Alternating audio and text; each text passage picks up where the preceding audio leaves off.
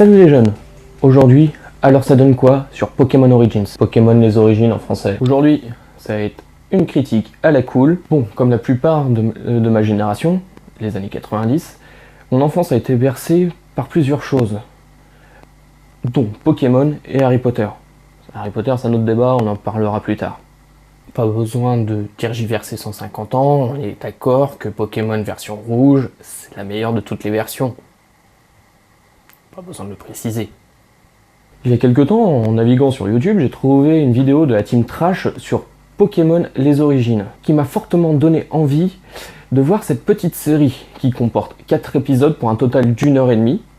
Donc c'est très court, on va pas se mentir. Cette série fut créée et mise en œuvre pour la promotion de Pokémon X et Y en 2013. Et pour ce faire, rien de plus normal que de prendre des gens très talentueux. Je vais pas vous donner les noms, parce que j'aurais peur de trop les écorcher. Ils ont pris des gens de talent et ça se ressent dès les premières minutes, dès la première seconde, la première image, la première parole et la première note de musique.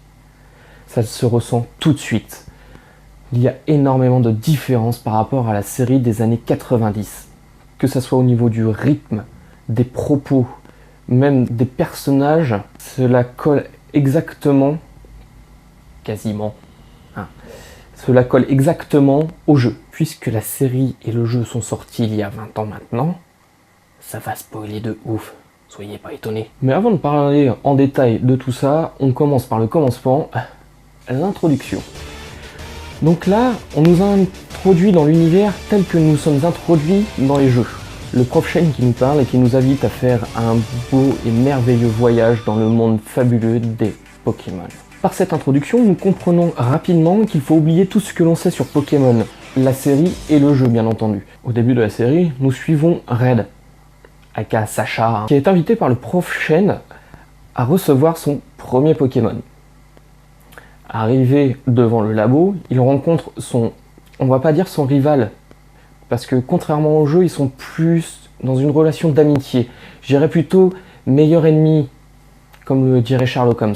Du coup, ils se retrouvent devant le laboratoire afin de recevoir tous les deux leur premier Pokémon. Blue, aka Régis, décide de passer en premier parce que c'est son grand-père, le prof Shane. Mais le prof Shane, plein de bon sens, dit qu'il doit être patient s'il veut être le meilleur. C'est pour ça qu'il propose en premier à Red de choisir son Pokémon. Red qui choisit Salamèche car son père lui a donné ce nom, donc Red, rouge, pour que son feu intérieur brûle toujours. C'est pourquoi il choisit Salamèche, en rapport à tout ça. Et inversement, Blue choisit Carapuce. D'ailleurs, je ne sais pas comment ils l'ont justifié en VO, en japonais, car il ne s'appelle pas Blue, mais Green. Et dans tous les cas, il choisit Carapuce. Donc je sais pas comment ils l'ont pu le justifier. Une fois sorti du laboratoire, on peut voir un petit peu plus Bourg-Palette, qui est une ville fort sympathique. On peut voir que la série est quand même plus mature, rien qu'au niveau des dessins. La qualité en eux-mêmes, ils font moins de dessins animés, moins animés de 90, mais vraiment plus dans notre temps. C'est vraiment plus joli et plus accueillant. Et c'est là qu'on peut en déduire que la DA est vraiment superbe, car chaque détail est bien pensé, tout est joli, tout est beau à voir. On a vraiment l'impression de voyager dans ce monde. Les musiques sont vraiment géniales aussi. On sent que toutes les musiques ont été faites avec amour, elles ont été réorchestrées avec des instruments réels. On n'a plus du tout ce son 8 bits sorti de la Game Boy. Par exemple, la musique de la Lavanville, quoi. Déjà que de base, dans la version jeu, elle est très creepy. Là, il faut pas l'écouter si vous êtes dépressif. C'est limite si la corde et le couteau ne sont pas fournis avec. Et la musique d'intro, elle fout une patate d'enfer. Elle est tellement punchy. C'est juste... Oh, j'ai adoré. Non mais sans déconner. Là où je vais avoir le plus de choses à dire, c'est au niveau de l'intrigue en elle-même. J'ai dit qu'elle suivait la trame narrative du jeu, mais à quelques différences qui m'ont quand même fait un petit peu tiquer, on va pas se mentir. Car pour avoir fini Pokémon Rouge des dizaines de fois, je commence à connaître un petit peu l'histoire du jeu un peu par cœur. Première chose à dire là-dessus, point négatif, parce qu'il y a aussi des points positifs au niveau de l'intrigue, il n'y a pas de souci. Point négatif, Red reçoit son Pokédex trop tôt. Ce que j'entends par là, c'est qu'il rentre dans le labo du Prof Chen, donc il choisit son Salamèche, et le Prof Chen lui donne le Pokédex. Je suis désolé, mais moi dans le jeu, je me rappelle qu'il faut aller à la première ville, afin de récupérer chez le marchand, pour retourner à Bourg-Palette, leur donner le colis au Prof Chen, pour qu'il vous le donne enfin le Pokédex, et que là, vous pouvez partir à l'aventure. Là, lui, il va à Jadiel, il a déjà son Pokédex. Déjà là, ça tique. Donc il y a ce fail avec le Pokédex, mais pour moi, le pire, du pire, c'est le combat final, face à Mewtwo. Le combat en lui-même, bon, la gemme de méga évolution, bon, elle sert de Deus Ex Machina, c'est un petit peu dommage, ça fait redescendre la tension, mais bon, quand on voit le méga Dracofeu. Mais sans déconner, ok, t'as voix de Mewtwo, y a pas de souci. Bon, heureusement que la pierre de méga évolution était là, mais tu captures pas Mewtwo avec une Hyper Ball. Une putain de Master Ball. La Pokéball avec le plus grand taux de capture, et non, tu ne l'utilises pas pour face à Mewtwo, le Pokémon le plus puissant dont tu as entendu parler. Non, désolé, mais là, ça va pas. Je me suis même d'ailleurs levé, les bras en l'air, en faisant What the fuck. D'ailleurs, en parlant de what the fuck, l'origine de Mew qui vient d'Afrique équatoriale. Hein? Non, je crois pas, non. Mew, c'est un des premiers Pokémon, ça serait d'ailleurs le premier Pokémon à être arrivé sur Terre, et que le Pokémon le plus proche serait Métamorph, car il peut avoir tous les types. Autre petit bémol aussi, c'est l'histoire d'Osley. Très triste, très bien retranscrite dans la série, mais il porte déjà le crâne de sa mère, alors que sa mère est en train de le défendre. Et non, les mecs, non. Dans le Pokédex, c'est bien précisé qu'il porte le crâne de sa mère suite à son décès. Là, ça aurait été bien de voir. Et du coup, répondre à la fameuse question de qui est Osley à la base, sans son masque. Et bah là, non. Osley porte déjà le crâne de sa mère. Un petit peu dommage, mais l'histoire est vraiment bien retranscrite de ce pauvre petit Osley. Bon, ça m'a surpris que Red ait déjà Voltali alors qu'il combat la Team Rocket à l'avant-ville. Techniquement, dans le jeu, on reçoit Evoli, Acéladopol, mais c'est pas grave. Mais à contrario, ils ont gardé le système de CT pour apprendre de nouvelles attaques. Bon, ils n'ont pas justifié comment ça marche, hein. On le voit juste remettre une sorte de disquette avec un CD dedans.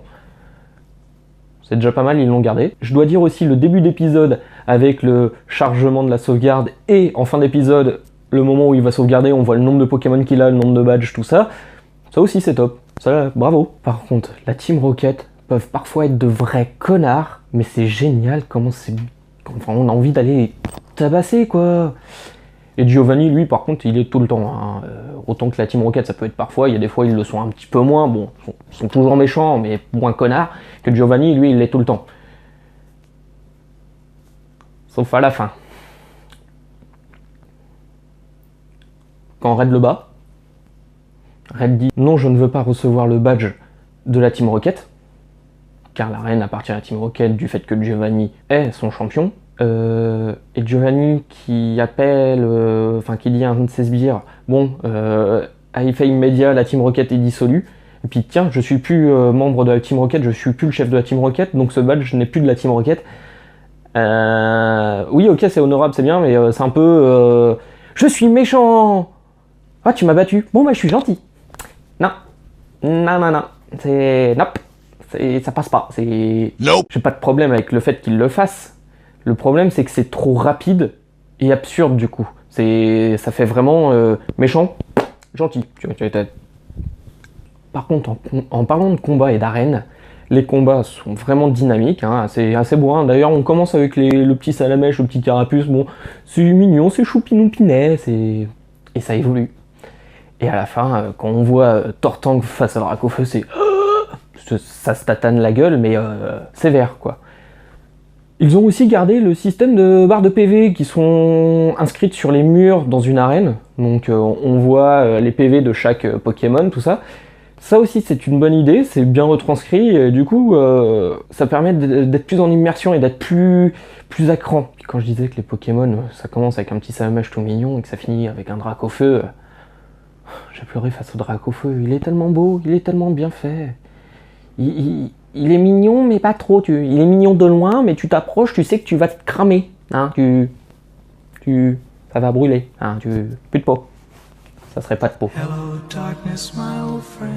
Mais bizarrement, ici, les combats ne sont pas le cœur de la série.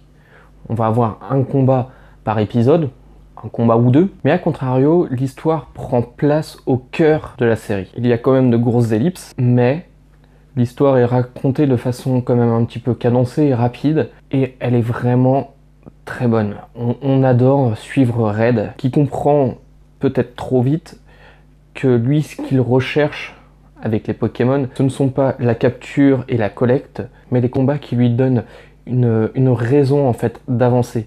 Il veut toujours donner son maximum car il comprend que les Pokémon ne sont pas des outils, mais des amis avec qui il se bat, avec qui il donne le meilleur de lui-même. En résumé, je dois dire que cette série mériterait une suite.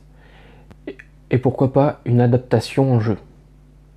Un remaster à la Rosa serait vraiment excellente. Donc à tous les fans de Pokémon, je vous recommande chaudement et vivement cette série. Et à ceux qui ne sont pas très Pokémon, je vous invite à la regarder pour voyager. En gros, dans tous les cas, je vous la recommande. Et si vous avez vu la série, n'hésitez pas à venir en parler avec moi. Je serais ravi d'en discuter avec vous, que ce soit en commentaire YouTube ou sur Facebook sur la Geekerie des Léon. Je vous invite chaudement à le faire. Et sur ce, je vous laisse les jeunes. N'hésitez pas à liker, à commenter, à vous abonner à la chaîne et également à partager. Ça sera le seul moyen pour moi de me faire connaître.